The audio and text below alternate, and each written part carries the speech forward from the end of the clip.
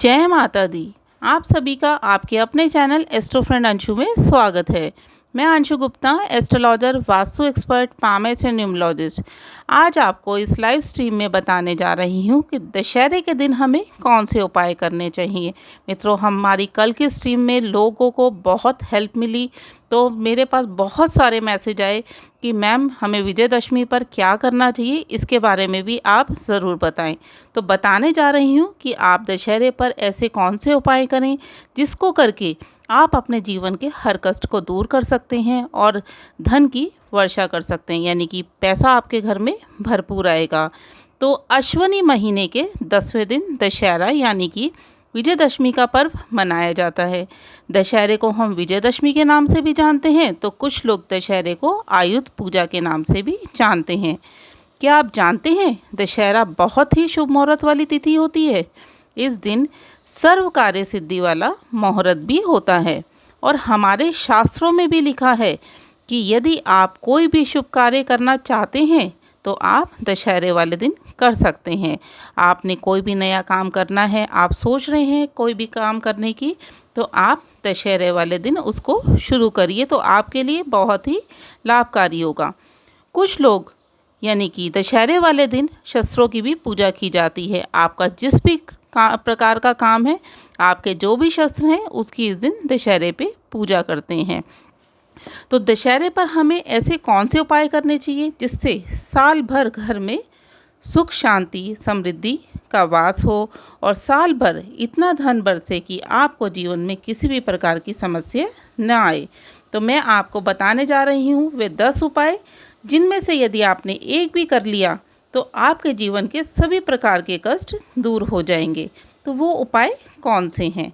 सबसे पहला उपाय, दशहरे के दिन मीठे दही से सूर्यास्त के बाद शनि मंत्र से शमी के पेड़ की पूजा करनी चाहिए।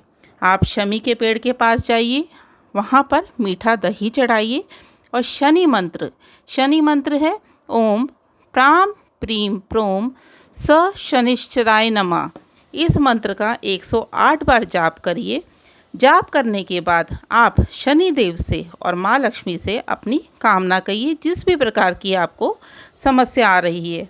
आप ऐसा करते हैं दशहरे वाले दिन, तो आपके घर में माँ लक्ष्मी का वास होगा। आपके घर में जितने भी सदस्य जो कमाने वाले हैं, उनके कमाई के रास्ते में आ रही सारी परेशानियाँ दूर हो जाएंगी।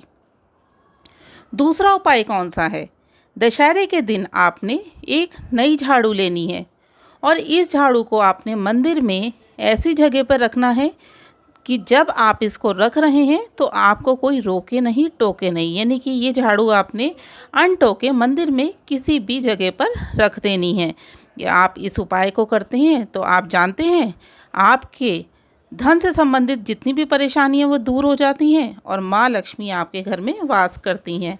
आपके घर में बहुत पैसा आता है। आप व्यापार में हैं तो व्यापार में तरक्की होती है, आप नौकरी में हैं तो नौकरी में प्रमोशन होगी।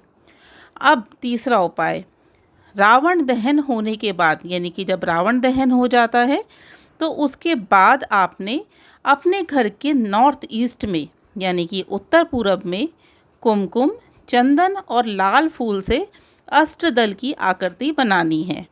जब आप ये आकृति बना लेंगे, उसके बाद आपने एक देसी घी का दिया तैयार करना है और उस दिए को इस अष्टदल के सेंटर में रख दें और देवी जया और देवी विजया को याद करके उस दिए को जलाएं और अपनी मंगल कामना की प्रार्थना करें। यदि आप इस उपाय को करते हैं तो आप देखेंगे कैसे होता है चमत्कार। आपके घर में सुख समृद्धि बढ़ेगी, आपके घर की सारी नकारात्मक ऊर्जा बाहर चली जाएगी। चौथा उपाय है, अगर आपका कोई कोर्ट केस चल रहा है, आप किसी केस को लेके बहुत ज़्यादा परेशान हो रहे हैं, तो सूर्यास्त के बाद शमी के पेड़ के पास देसी घी का दिया जलाएं और शनि मंत्र की 3 माला का जाप करें। शनि मंत्र जैसा कि मैंने अभी बताया ही था, मैं दोबारा बता देती हूँ। ओम प्राम प्रीम प्रोम स शनिश्चराय नमः। इस मंत्र की आपने 3 माला जाप करनी है और शनिदेव से और माँ लक्ष्मी से आपने प्रार्थना करनी है कि आप जो कोर्ट केस है आपका वे जल्दी से जल्दी सॉल्व हो जाए और उसमें आपको विजय मिले। आप इस उपाय को करेंगे तो आप देखेंगे बहुत जल्दी चमत्कार होगा और आप कोर्ट केस जीत जाएंगे। अब बताने जा रही हूँ दशहरे पे करने वाला 5वां उपाय।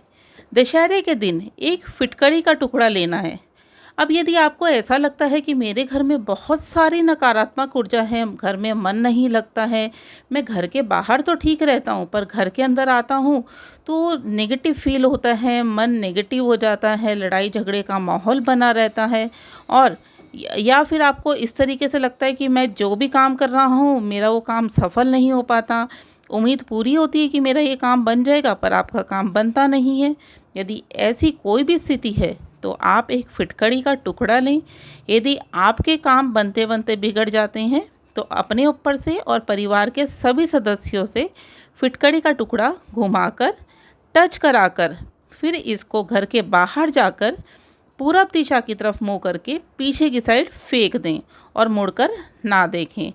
और यदि आपको लगता है कि मेरे घर में नकारात्मक ऊर्जा बहुत है तो फिटकरी का टुकड़ा पूरे घर में घुमाइए और उसके बाद घर के बाहर जाइए, पूरब दिशा की तरफ मुख करके उसको पीछे की तरफ फेंक दीजिए और सीधा घर आ जाइए, मुड़कर आपने नहीं देखना है।